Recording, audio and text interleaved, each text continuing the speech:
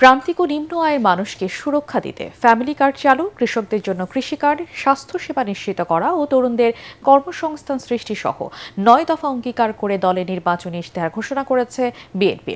রাজধানীর সোনাগাঁও হোটেলে দলের চেয়ারম্যান তারেক রহমান ইশতেহারে রাষ্ট্র ব্যবস্থার সংস্কার, বৈষম্যহীন আর্থসামাজিক উন্নয়ন, ভঙ্গুর অর্থনীতি পুনর্গঠন, অঞ্চলভিত্তিক সুষম উন্নয়ন এবং ধর্ম, সমাজ, ক্রিয়া, সংস্কৃতি ও সংহতি এই 5টি বিষয়ের উপর গুরুত্ব দেওয়ার কথা জানান। তিনি বলেন, যে কোনো মূল্যে দুর্নীতি দমন, আইনের শাসন প্রতিষ্ঠা ও জবাবদিহিতা নিশ্চিত করা হবে। ইশতেহার শুধু নির্বাচনী প্রতিশ্রুতি নয়, এটি নতুন সামাজিক ও রাষ্ট্রীয় চুক্তির ঘোষণা বলেও মন্তব্য করেন তারেক রহমান। বিস্তারিত জানাচ্ছেন মইনুল আহসান। জনগণের ভোটে রাষ্ট্র পরিচালনার দায়িত্ব পেলে আগামী 5 বছর বিএনপি বাংলাদেশকে কিভাবে এগিয়ে নিতে চায় সেই পরিকল্পনার বিস্তারিত তুলে ধরতে গণমাধ্যমের সামনে দলের চেয়ারম্যান তারেক রহমান। হোটেল সোনারগাঁয়ে বিভিন্ন দেশের কূটনীতিক, বিশিষ্ট ব্যক্তি, রাজনৈতিক দলের নেতৃবৃন্দ সহ সুশীল সমাজের প্রতিনিধিদের উপস্থিতিতে ত্রয়োদশ জাতীয় সংসদ নির্বাচন সামনে রেখে দলের নির্বাচনী ইশতেহার ঘোষণা করে তারেক রহমান বলেন, রাষ্ট্র ব্যবস্থার সংস্কারের মাধ্যমে গণতন্ত্র, সুশাসন নিশ্চিত করা হবে। স্বৈরাচারের সময় সর্বশক্তিমান আল্লাহর প্রতি পূর্ণ আস্থা ও বিশ্বাস, এই কথাটিকে সরিয়ে দেওয়া হয়েছে। ইনশাআল্লাহ 12 তারিখের নির্বাচনে বাংলাদেশের জনগণের সমর্থনে বিএনপি সরকার গঠনে সক্ষম হলে আমরা সংবিধানে সর্বশক্তিমান আল্লাহর প্রতি পূর্ণ আস্থা ও বিশ্বাস এই রাষ্ট্র পরিচালনার মূলনীতি হিসাবে আমরা সংবিধানে এটিকে পুনঃস্থাপন করতে চাই। দলীয় প্রধানের দায়িত্ব নিয়ে প্রথমবারের মতো ইশতেহার তুলে ধরতে গিয়ে তিনি বলেন, বৈষম্যহীন আর্থসামাজিক উন্নয়ন ও টেকসই রাষ্ট্রীয় সক্ষমতা অর্জন করাই হবে বিএনপির অন্যতম লক্ষ্য। 20 কোটি মানুষের দেশ ঢাকা থেকে আমরা কখনোই সার্বিকভাবে দেশের উন্নয়ন করতে সক্ষম হব না। আমাদেরকে যে কোনো মূল্যে অবশ্যই চেষ্টা করতে হবে যাতে করে আমরা স্থানীয় সরকারকে শক্তিশালী করতে পারি, জবাবদিহিতা তৈরি করতে পারি এবং লোকাল যে সমস্যাগুলো আছে সেগুলো যাতে স্থানীয় পর্যায়ে আমরা ধীরে ধীরে সমাধান করতে পারি।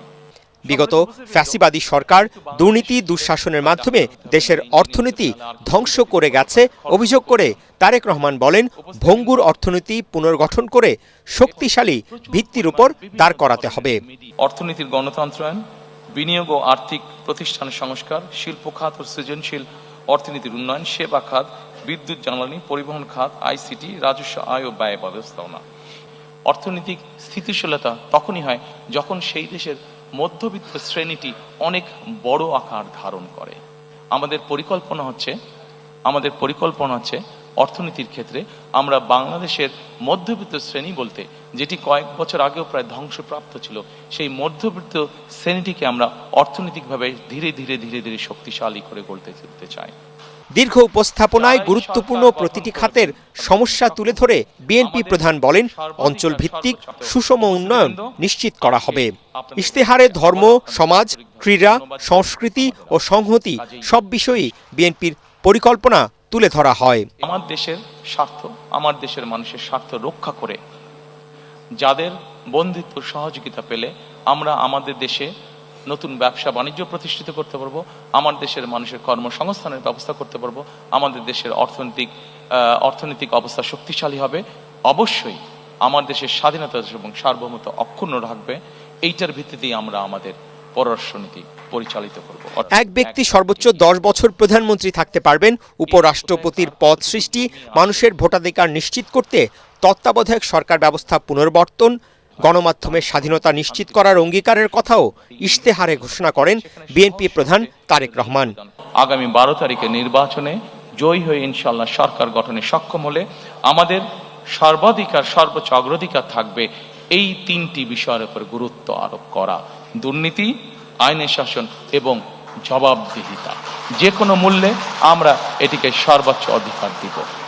দীর্ঘ বক্তব্যের ইতি টানতে গিয়ে তারেক রহমান বলেন, এমন বাংলাদেশ গড়ে তুলতে চাই যেখানে প্রতিটি নাগরিক গর্ব করে বলতে পারবে, সবার আগে বাংলাদেশ। মইনুল আহসান, এটিএন বাংলা, ঢাকা।